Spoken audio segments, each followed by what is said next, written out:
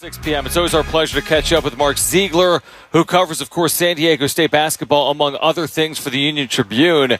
He wrote about San Diego State heading into 24-25. He was at practice earlier this week. Are the Aztecs essentially rebuilding, or are they reloading? So I do want to get into that, but I know, Mark, you watched Jaden Ledee earlier this afternoon in Summer League. We've been on the air a bit, but I saw the final line.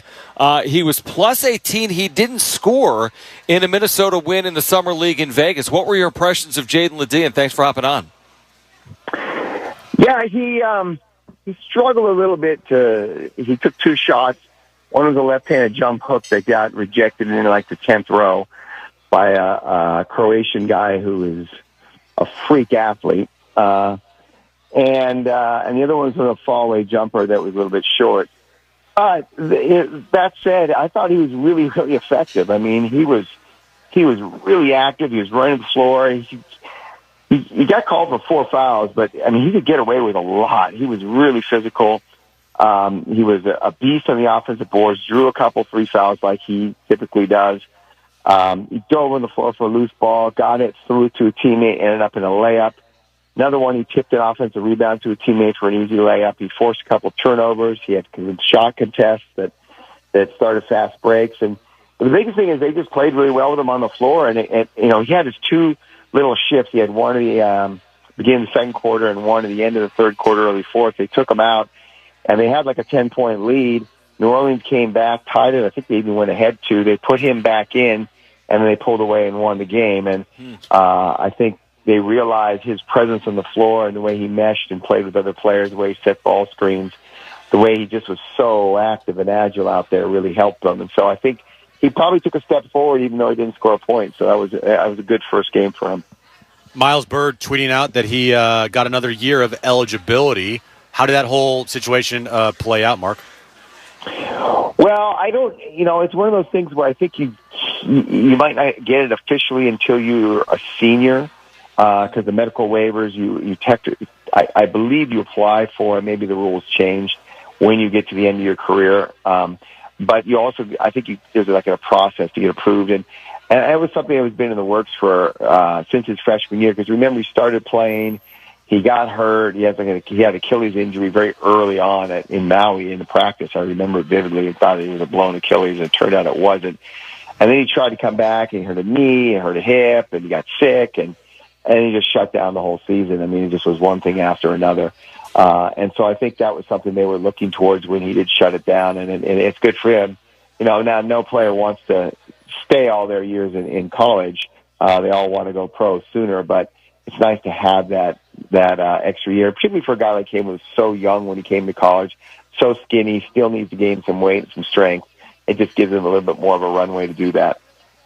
Mark Zeigler from the Union-Tribune with us right now, John and Jim, San Diego Sports 760. So you've watched this new iteration this summer over at the Jam as the Aztecs get ready for 24-25. I mean, so many new faces, as you and I know, and then you kind of theorize, is it rebuilding or is it reloading? Where do you land on that, almost 4 months in front of this season opener? Well, I was thinking about that, and I mean, I'm not sure a San Diego State program of its stature ever rebuilds, but I think the answer to that question, the way fans will answer that question, is what's their record like heading into the conference with such a brutal non-conference schedule where, if they have some really young pieces and they don't really get up to speed, they're playing against grown men, there could be a little bit of a struggle early, and maybe they don't have the record that people are accustomed to seeing, and maybe they think it's a rebuild at that point. But I think by February, once these freshmen are no longer freshmen and the new pieces are playing together, I don't think people will look at it that way. I think they're really talented, and they're really long, they're really athletic. I think the ceiling is really, really high for this group. I'm not sure it's this year, maybe it's next year, but it's really high.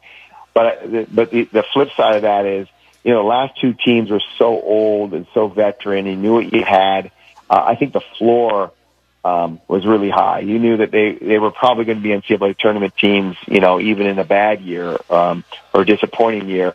And this team, I think that floor is a lot lower just because they're so young. I mean, this could not be I could see this not being an NCAA tournament team if they don't gel and mesh and grow up really quickly. But I also could see this team, really giving teams all kinds of matchup nightmares because of the length and size and athleticism. So I think I've been saying this all summer. I think it's just going to be fascinating to watch just because I don't think anybody knows what's going to happen. What's your expectations for Magoon Gwath this year, and what do you think the team's expectations are for him?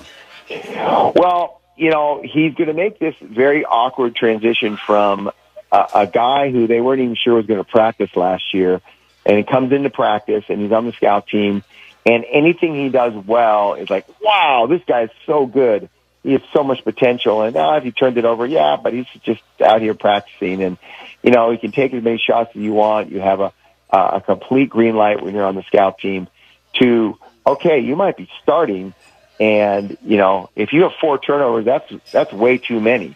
And if you miss a bunch of shots or you miss a defensive rotation, there's going to be a lot more scrutiny. And that's a tough transition for a kid to make who really hasn't played much basketball in the last couple of years. So I think he's going to be really up and down this year. I hope people don't place too many expectations on him right now. I think this is a 2-year project. I think this year he gets minutes, and I think the following year is when he really takes off and you see what he can do. I think we'll see some flashes of that this year, but I don't know if we'll see the consistency. Mark Zeigler with us from the Union-Tribune, John and Jim, San Diego Sports 760. So you saw him, Mark, I believe this week. I was there earlier this week as well. I was so impressed with some of the leadership and vocal qualities of guys like Nick Boyd and Wayne McKinney who have transferred in. I mean, specifically with Boyd, and this guy is so vocal. He just seems like a natural-born leader. Now we'll see how that translates in-game action on the floor for San Diego State. But did you see that same thing? I mean, for a guy to be here just a couple of weeks and take some ownership of a roster, it's been impressive to see, I think, both Boyd and McKinney do that. It's funny. I ran into him in a restaurant in Little Italy a few weeks ago and talked to him. And we had texted and talked to the phone before he came, but made his announcement. But I was blown away with shakes your hand, looks you in the eye, the way he carried himself, the way he talked. And I just, said, I don't want to bother you, just, nice to meet you. And then on his way out, he stopped at the table again and said hello again and introduced himself to everybody. And I just said, this is a really mature guy who's got a special quality. And when I asked Brian Dutcher about it, he said, yeah, he goes, you watch film and you see what you got on the floor, but we do so much due diligence behind the scenes, talking to coaches, talking to people around him, talking to coaches who coached against him, and just to get a feel for what kind of guy he is.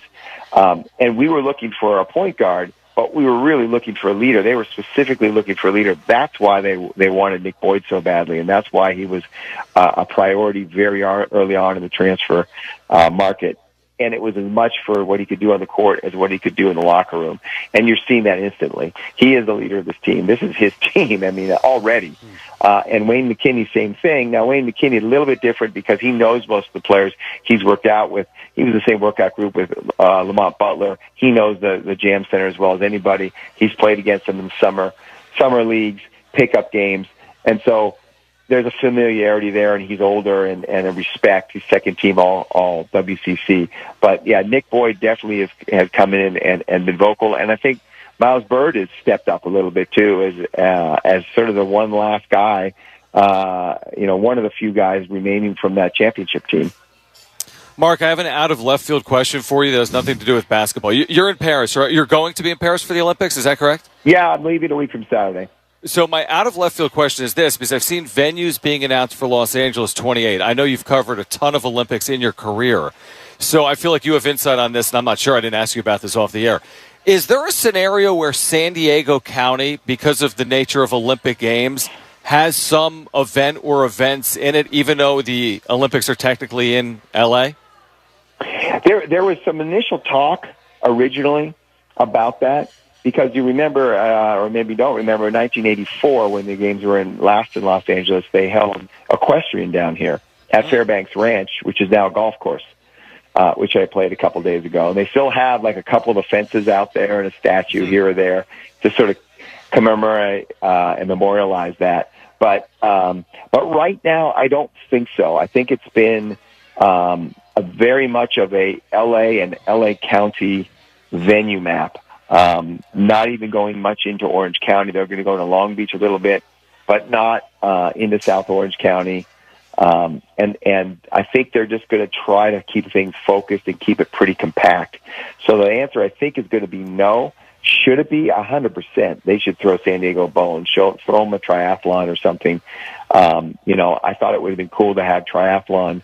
Here, the birth of triathlon is Fiesta Island, Mission Bay. Why not bring it back to its birthplace? I thought that would have been kind of cool. But, they have a lot of water and a lot of roads and areas that have it up there. And so I think they're just going to keep everything up there and keep it close. Cool. I was just curious, again, with the games coming 4 years away to Southern California. Once again, Mark, safe travels to Paris. I'll bug you at some point. I know the time difference is going to be significant, but hopefully we can connect when you're in Europe at some point. But we're looking forward to your coverage of that as well, and thanks for hopping on. Yeah, my pleasure. Talk to you guys. All right, Mark Zeigler from the UT. How cool is that? I don't know. I should have asked how many games he's covered. He's covered a ton of Olympic Games. I'm talking about like 8, 10, 12, That's summer or winter. He's covered a ton of them over the last 20 or 30 years.